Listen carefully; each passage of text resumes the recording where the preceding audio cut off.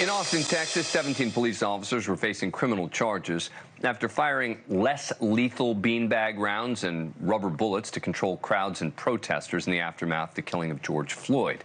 The charges always seem to me like overreach and an overreaction. Well, now those charges have finally been dropped by Travis County District Attorney Jose Garza. The Austin officers were charged with aggravated assault with a deadly weapon. That's a felony, carries up to life in prison. 21 officers in total indicted, and 4 of them still face that aggravated assault charge. And now, it sure seems like an effort to save face, Garza is asking the DOJ to investigate the Austin PD. Now, these 17 officers were able to return to work, but damage to the city's police force has already been done. Justin Berry, one of the officers who had his charges dropped, summed up the mood. He told, you know what, we're going to indict you and potentially put you away for the rest of your life in prison. So this war on policing is real. They couldn't get away with defunding us, so now they're trying to indict us. Not surprisingly, Austin's facing a critical staffing shortage. This is Austin's police union president. The summer of 2020 happened with a huge defunding movement, the riots post-George Floyd. We just have a backward slide. You know, we're a growing city, a city that should be up around 2,000 officers and growing right now. And, you know, I've got about 1,475 officers in our police department. And, you know, we're moving in the wrong direction. City now short over 500 officers. Look, apparently innocent bystanders were injured by pepper balls and rubber bullets. That's an issue that needs to be addressed. A number of those people have settled with the city for big payouts. Millions, fair enough. If the officers weren't careful enough in how they did this, they should be punished by the department. But charging a cop criminally should be reserved for those who effectively stopped being cops and became criminals. And this sure doesn't seem to have reached that level, and instead seems more like a DA who got caught up in the anti-police movement. Joining me now is Dennis Ferris. He's the president of the Austin Retired Police Officers Association, 25-year vet of the Austin Police Department, knows the formerly indicted officers well. Thanks very much for coming on the program. Appreciate it. What do you make of this decision to drop the charges? Well, we knew all along this was probably going to be the outcome. And even if he had taken these cases to court, he would have lost them.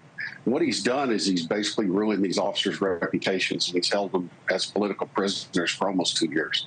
And what was the allegation? That in trying to break up the riots, they shouldn't have fired pepper spray, they shouldn't have fired rubber bullets? Was that basically the heart of it? Well, this DA has decided that the shotguns that they were using to fire the less lethal rounds basically are deadly weapons, as if it was a shotgun firing a slug. And because they fired the rounds that injured people, that was an assault by a public servant, and that's what they were indicted for. And talk to me about the 4 who are still indicted. Yeah, there's still 4 of them that are indicted. What he said in his press conference is there's aggravating circumstances behind those 4. I think he couldn't dismiss all of them at once because that wouldn't look good. I mean, it doesn't look good for him anyway. I mean, when he ran for election, this is what he ran on. He ran on indicting police officers.